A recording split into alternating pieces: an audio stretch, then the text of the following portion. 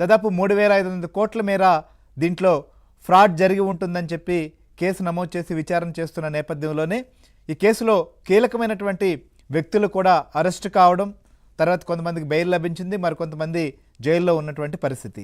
So ఈ నేపథ్యంలోనే ఈ కేసులో కేవలం సిట్తో పాటుగా దీనికి సంబంధించినటువంటి ముడుపులు ఏ రకంగా బదిలీ అయ్యాయి, ఏ ప్రాంతాలకు ఇవి చేరాయి, ఎక్కడెక్కడి నుంచి కంపెనీలు ఏర్పాటు చేశారు, ఆయా కంపెనీల్లోకి ఈ సొమ్ము ఎలా వెళ్ళింది, విదేశాలకు కూడా వెళ్ళిందా, ఇవన్నీ కూడా ఈడీ దూకుడు పెంచి గతంలోనే విచారణ చేసింది. దాదాపు 5 రాష్ట్రాల్లో, అటు ఢిల్లీ కావచ్చు, అట్లనే తమిళనాడు, కర్ణాటక, తెలంగాణ, ఆంధ్రప్రదేశ్ ఈ ప్రాంతాల్లో కూడా సోదాలు నిర్వహించింది. వివిధ సంస్థలకు సంబంధించినటువంటి కార్యాలయాల్లో వాటిల్లో కొన్నిటిని సీజ్ చేసింది, కొన్ని డాక్యుమెంట్స్ కూడా సేకరించింది. అందులో భాగంగానే విచారణ కూడా చేస్తోంది ఈడీ.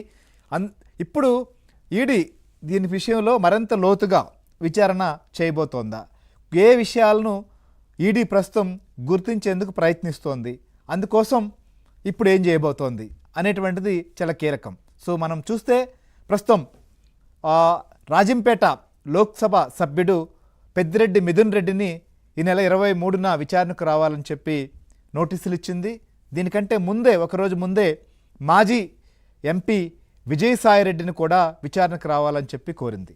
సో ఈ నేపథ్యంలో ఈ విచారణ ప్రధానంగా ఈ యొక్క ముడుపులకు సంబంధించినటువంటి వ్యవహారం కావచ్చు, లేకపోతే ఇతర ప్రాంతాల్లో సోదాలు చేసిన సందర్భంలో లభించినటువంటి ఆధారాలు కానీ, లేకపోతే వారికి వచ్చినటువంటి ఇన్ఫర్మేషన్ కావచ్చు, లేదా కంప్లైంట్లో ఆల్రెడీ ఇప్పుడు వరకు ఛార్జ్షీట్లో పొందుపరుచున్నటువంటి అంశాలు, వీటన్నిటినీ ఆధారంగా చేసుకుని వీరిని విచారించబోతోందా, విచారిస్తే ఏ అంశాలు బయటకు వచ్చేటువంటి ఛాన్స్ ఉన్నాయి, ముఖ్యంగా రాజకేశ్ రెడ్డి సంబంధించిన మొదలుకొని మొత్తం ఇటు చెవిరెడ్డి మోహిత్ రెడ్డి వరకు అనేక డెవలప్మెంట్స్ చోటు చేసుకుంటున్నాయి. ఎందుకంటే డిస్టిలరీ నుంచి వచ్చినటువంటి భారీ మొత్తాల్లో నిధులు జమ సంబంధించినటువంటి వ్యవహారాలు కానీ వాటిని వివిధ రూపాల్లోకి మార్చారనేది కూడా ప్రధానమైనటువంటి ఆరోపణ. వివిధ రంగాల్లో పెట్టుబడులుగా పెట్టారు, ఇతర ప్రాంతాలకు కూడా తరలాయి అనేటువంటి నేపథ్యంలో వీటన్నిటి విషయం పైన కూడా వెలుగు తీసేటువంటి ప్రయత్నాలు జరగబోతున్నాయి. ఈ నేపథ్యంలోనే ఆంధ్రప్రదేశ్లో దీని పర్యవసానం ఎలా ఉండబోతోంది, ఏమేం పరిణామాలు